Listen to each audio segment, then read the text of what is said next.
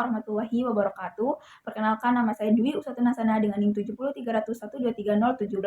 Jadi pada video kali ini saya akan menjelaskan salah satu materi tentang permasalahan yang terjadi pada persalinan. Nah, seperti yang kita ketahui, masalah-masalah yang dapat terjadi pada persalinan itu ada persalinan lama, persalinan preterm, dan distosia bahu. Namun pada video kali ini saya hanya akan menjelaskan tentang distosia bahu.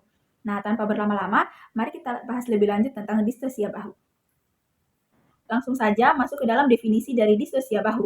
Nah, distosia bahu adalah kondisi medis yang terjadi selama masa persalinan ketika bahu bayi terjebak di dalam panggul ibu setelah kepala bayi keluar. Nah, meskipun kepala bayi ini berhasil dilahirkan, ada kemungkinan satu atau kedua bahu bayi tidak dapat bergerak melalui jalan lahir dengan lancar, sehingga menghambat kelahiran tubuh bayi tersebut.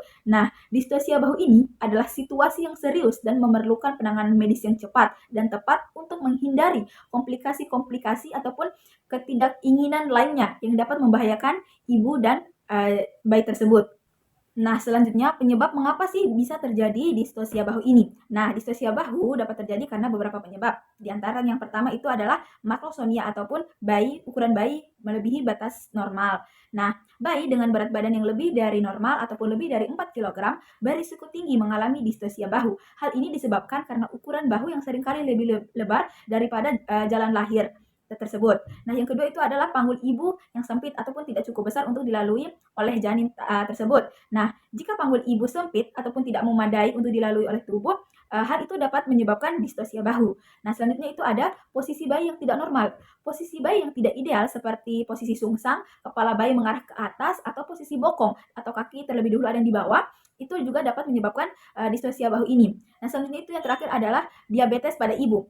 Ibu yang menderita diabetes selama kehamilan cenderung melahirkan bayi dengan berat badan yang di atas normal. Nah, hal tersebutlah yang menyebabkan hal ini menjadi penyebab terjadinya distosia bahu. Nah, selanjutnya itu ada indikasi dan kontraindikasi yang terjadi pada distosia bahu ini. Yang pertama itu ada indikasi distosia bahu. Beberapa tanda yang bisa menunjukkan terjadinya distosia bahu antara lain yang pertama, kepala bayi keluar tetapi tubuhnya terjebak.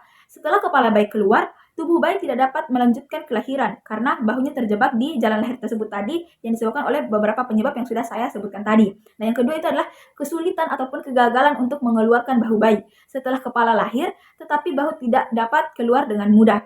Yang ketiga adalah perubahan pada detak jantung bayi atau FHR. Nah, ketika bayi terjebak, detak jantung bayi mungkin menjadi tidak stabil ataupun menurun yang menandakan adanya masalah pada proses persalinan tersebut. Selanjutnya itu ada kontraindikasi tindakan. Nah, tindakan tertentu tidak harus dilakukan ataupun harus dihindari karena beberapa pertimbangan jika terjadi distosia bahu ini. Yang pertama itu menggunakan tarikan yang kuat pada kepala bayi. Nah, tarikan ataupun upaya menarik bayi secara paksa dapat menyebabkan cedera pada kepala bayi dan leher bayi. Nah, yang mana hal ini dapat memperburuk masalah yang ada. Yang kedua adalah menunda intervensi yang dibutuhkan.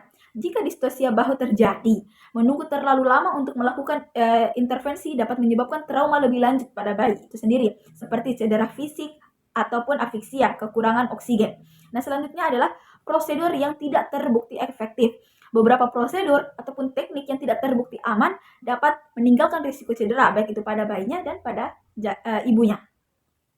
Nah, lalu bagaimana sih tindakan ataupun prosedur yang dapat dilakukan untuk mengatasi masalah ini atau maupun masalah distosia bahu ini?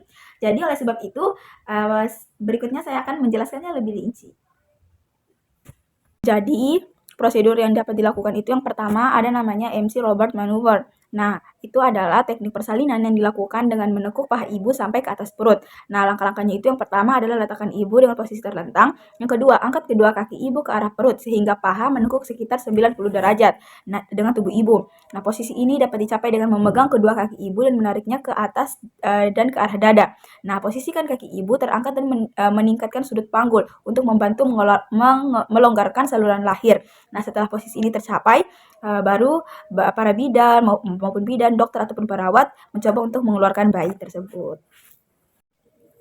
Nah, lalu prosedur yang kedua itu ada namanya manuver suprarubik, yaitu adalah teknik melahirkan dengan menekan perut bagian bawah di atas tulang punggung kemaluan untuk membantu melepaskan bahu bayi yang terjepit. Nah, dapat dilakukan dengan cara pertama itu tenaga medis maupun bidan perawat ataupun dokter akan berdiri di sisi ibu dan meletakkan telapak tangan di atas tulang kemaluan ibu di atas sipisis pubis dengan menggunakan tekanan yang cukup, tidak terlalu keras dan tidak juga terlalu cuma menekan sedikit, tekan perlahan ke arah bawah dan ke belakang. Tekanan ini bertujuan untuk membantu mendorong bahu depan bayi ke bawah dan melewati rongga panggul ibu. Nah, setelah manuver suprarubik ini dilakukan dan jika bahu bayi sudah lepas dari jalan lahir tersebut dari yang tempat tersangkutnya, kelahiran bayi dapat diteruskan. Nah, selanjutnya cara yang ketiga, prosedur yang ketiga itu ada namanya corkscrew maneuver. Nah, corkscrew maneuver ini dapat dilakukan dengan yang pertama itu dokter menempatkan tangan di belakang bahu bayi yang tidak tersangkut. Lalu bayi diputar dengan gerakan corkscrew sampai bahu yang tersangkut ini terlepas. Nah, gaya rotasi ini diberikan dengan menekan bahu superior ke atas perut ataupun sisi depan bayi. Nah, prosedur-prosedur yang sudah saya paparkan tadi dan video yang sudah saya perlihatkan tadi, ini adalah prosedur yang hanya bisa dilakukan oleh tenaga-tenaga profesional yang sudah berpengalaman. Tidak boleh dilakukan oleh sembarang orang. Jadi mungkin cukup sekian penjelasan tentang distosia bahu ini. Lebih dan kurangnya saya mohon maaf. Wabillahi taufiq wal hidayah. Wassalamualaikum warahmatullahi wabarakatuh.